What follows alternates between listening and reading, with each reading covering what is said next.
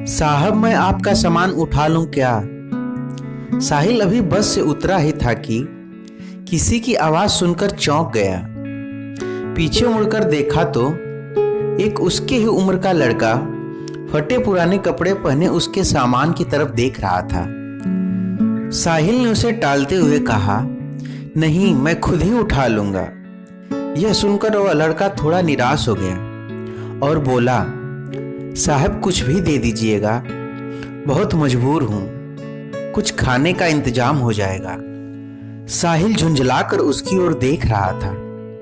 उस लड़के की आंखों में आंसू नजर आ रहे थे। फिर उसने गौर से देखा तो समझ में आया कि यह तो उसके बचपन का दोस्त राहुल है, वो भी इस हाल में। तब साहिल ने उससे कहा, पहले तुम मेरे साथ चलो। वह उसे पास के एक ढाबे पर ले गया। क्या खाओगे? साहिल के पूछने पर लड़के ने कहा, नहीं साहब, अगर आप सामान उठवाओगे तो ही मैं कुछ लूंगा। साहिल हंसते हुए बोला, हाँ मैं जानता हूं तुम बहुत खुददार हो, किसी की मदद नहीं लोगे, सामान बाद में उठा लेना, पहले कुछ खा लो। साहिल कहता है, तुम बैठो, मैं अभी आया। लड़का डरते डरते सामने पड़ी मेज कुर्सी पर बैठ गया। साहिल कुछ देर में आकर उसके सामने वाली कुर्सी पर बैठ जाता है। साहिल उससे पूछता है, तुम इस हाल में कैसे? मेरा मतलब है कुछ अपने बारे में बताओ। राहुल ने बताया, साहब मेरे पिता इसी गांव में एक किसान थे। गांव के जमींदार से कर्ज लेकर उन्होंने फसल लगाई थी, लेकिन सारी फसल खराब हो गई। वहीं दूसरी ओर कर्ज का ब्याज बढ़ता गया। जमींदार ने खेतों पर, बैलों पर और घर पर कब्जा कर लिया। पिताजी ये सब बर्दाश्त न कर सके और फांसी लगा ली। मैं तब छोटा था।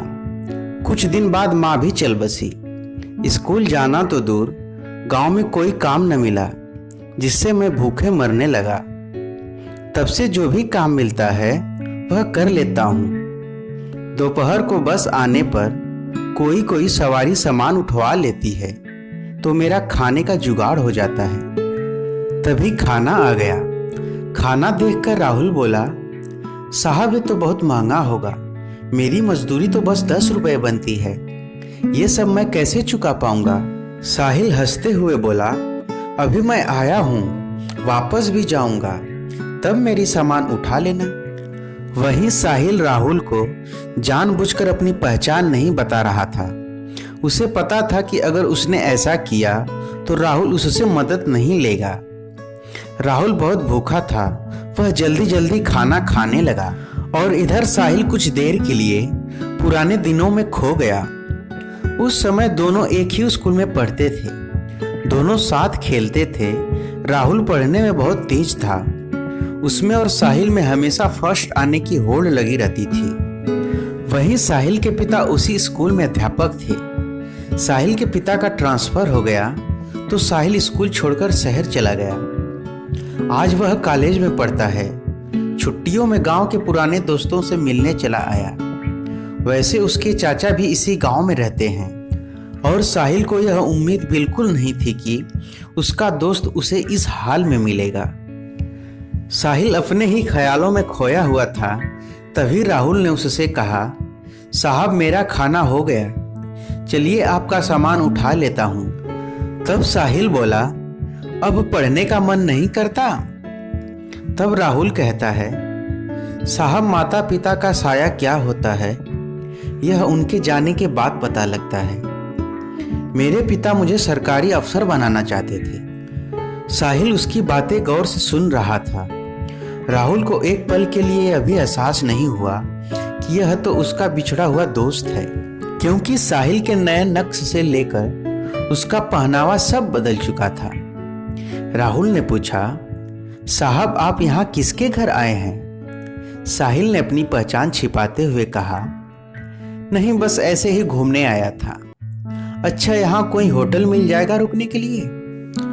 तब राहुल कहता है, हाँ साहब, बस स्टैंड के पीछे एक होटल है।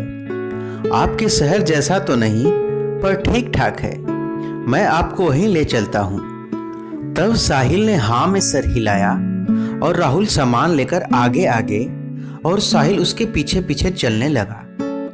कुछ ही देर में वे होटल में पहुंच गए। साहिल ने एक कमरा लिया। राहुल उससे कहने लगा, साहब मैं चलता हूँ, जब आपको जाना हो तब बता देना, मैं आपका सामान लेने आ जाऊंगा। तब साहिल कहता है, अरे रुको, ये कमरा मैंने 2 लोगों के लिए लिया है, तुम मेरे साथ रहोगे। राहुल कहता है, अरे नहीं साहब, कहाँ मैं और कहाँ आप, वैसे भी मैं तो कहीं भी सो जाता हूँ। मेरा बिस्तर एक पेड़ के ऊपर रखा होता है, वही पेड़ के नीचे चबूतरे के पास सो जाता हूँ, मुझे जाने दो साहब। तब साहिल कहता है, मुझे तुमसे बहुत सी बातें करनी है। जब तक मैं यहाँ हूँ तुम मेरे साथ रहोगे। मैं यहाँ किसी को जानता नहीं हूँ, तुम मुझे पूरा गांव घुमाओगे। तब राहुल कुछ नहीं बोला। कमरे में सामान रखने के बाद साहिल राहुल को लेकर एक कपड़े की दुकान पर पहुंचा। उसे नए कपड़े दिलवाए, नए जूते दिलवाए, फिर उसे लेकर होटल पर आया। उसने राहुल की जरूरत का हर सामान खरीदा और उससे कहा, तुम नहा धोकर एक कपड़े पहनो, मैं अभी आता हूँ। वहीं राहुल को कुछ समझ नहीं आ रहा था।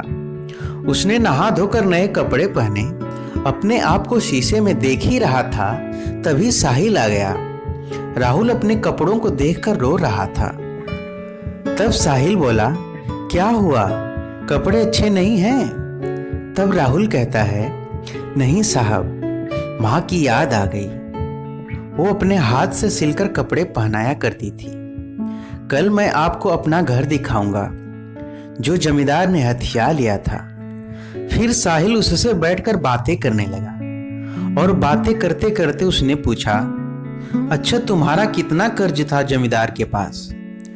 राहुल कहता है, साहब सब मिलकर 50-60 हजार था, अब तो 80-90 हजार हो गया होगा। काफी देर इधर उधर की बातें करने के बाद दोनों सो गए। सुबह साहिल राहुल को लेकर गांव घूमने गया। वहां राहुल ने अपना घर दिखाया जो बंद था। फिर वह उस पेड़ के नीचे ले गया जहां कल तक वह सोता था। राहुल बोला, साहब यह पेड़ मेरे माँ बाप हैं, मैं यही सोता हूँ। साहिल बोला, राहुल मैंने तुमसे झूठ बोला था, मैं गांव घूमने नहीं, सिर्फ तुमसे मिलने आया था। यह सुनकर राहुल चौंक गया। तब साहिल ने बताया, मैं तुम्हारे बचपन का दोस्त साहिल हूं। यह सुनकर राहुल गौर से साहिल के चेहरे को देखने लगा। उसे अब उसमें अपना दोस्त नजर आने लगा।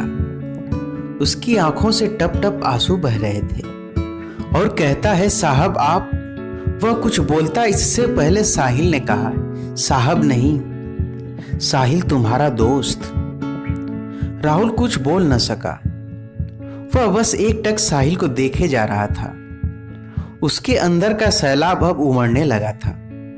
इतने सालों का दर्द उसकी आंखों से बह रहा था और सोच रहा था कि आज उसका कोई अपना उससे मिलने आया। इस बात पर अभी भी उसे विश्वास नहीं हो रहा था। साहिल ने उसे चुप कराया। फिर वह उसे लेकर अपने चाचा के घर गया। साहिल के चाचा सब पहले से जानते थे। साहिल ने उनसे कुछ बात की। साहिल के चाचा एक संपन्न किसान थे।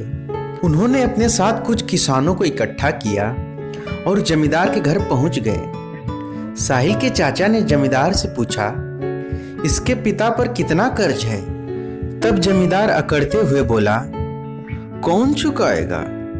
इसके पास तो फूटी कौड़ी भी नहीं है, नहीं तो इसका बाप फांसी नहीं झूलता। वैसे सब मिलाकर 1 लाख है। तब साहिल ने अपने चाचा को इशारा किया। उन्होंने बैग से 1 लाख रुपए निकालकर जमींदार के सामने रख दिए और कहा, इसके खेत, मकान और बैल अभी वापस चाहिए। वहीं यह सब देखकर जमींदार घबरा गया, लेकिन इतने लोगों के सामने कर भी क्या सकता था। घर की चाबी और कागज वापस कर दिए और बैल उसके घर भिजवा दिए। वहां से निकलकर साहिल बोला, चाचा जी मैं शहर पहुंचते ही आपके पैसे लौटा दूंगा। चाचा जी ने कहा, कोई बात नहीं बेटा, तुम बहुत नेक काम कर रहे हो। फिर उन्होंने और किसानों के सामने राहुल से बोला, बेटा तुम्हें तुम्हारा सब कुछ वापस मिल गया, अब अपने खेतों पर खेती करो, हम सारे किसान तुम्हारा साथ देंगे। यह सुनकर सब किसान तैयार हो गए। हाँ बेटा, अब वो जमींदार तुम्हारी तरफ आंख भी उठा नहीं सकेगा।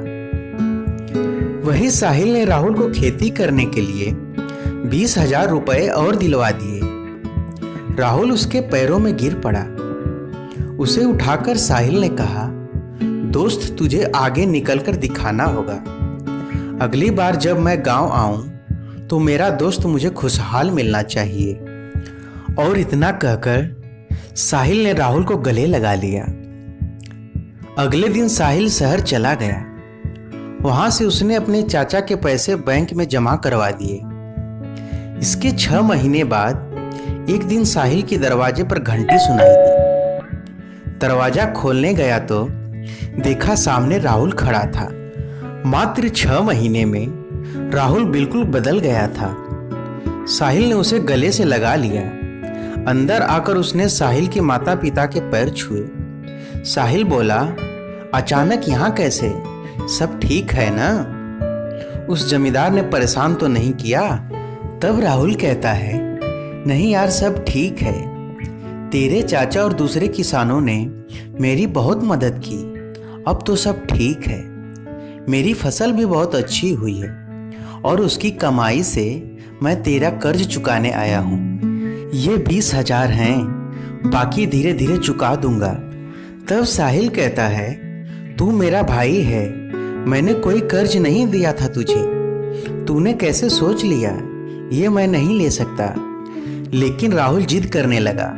तभी साहिल के पिता ने कहा, बेटा रख लो, ये इसकी खुददारी है। जो शिक्षा मैंने दी थी यह उसका पालन कर रहा है। पिताजी के कहने पर साहिल पैसा रख लेता है। फिर राहुल शर्माते हुए उसे अपनी शादी का कार्ड पकड़ाता है। तब साहिल कहता है, अरे ये क्या, तू शादी कर रहा है? तभी साहिल के पिता ने कहा, जब तूने हमें सब बताया तभी मैंने तेरे चाचा से इसके लिए अच्छी सी लड़की देखने के लिए कहा था। कब तक घर में अकेला रहेगा? तब राहुल कहता है, मैं आप लोगों का एहसान जिंदगी भर नहीं भूल सकता, मेरी तो कोई औकात नहीं थी। तब साहिल कहता है, सब ऊपर वाला करता है, सब उसी के हाथ में है। तेरे अच्छे दिन आने थे, मैं नहीं आता मदद करने तो ऊपर वाला किसी और को भेज देता। कुछ दिन बाद साहिल अपने परिवार के साथ राहुल की शादी में पहुंच गया। उन्हें देखकर राहुल बहुत खुश हुआ। उनके साथ पूरा गांव दोनों की दोस्ती का मिसाल देने लगा। तो कहते हैं ना दोस्तों, साथ निभाने वाला हो तो निभा ही देता है। तो आपको राहुल और साहिल की दोस्ती की कहानी कैसी लगी? अगर आपके पास भी कोई ऐसा दोस्त है तो कमेंट करके जरूर बताइए। अगर आपको यह वीडियो अच्छा लगा तो वीडियो को लाइक करें, शेयर करें, चैनल को सब्सक्राइब करें। Thank you.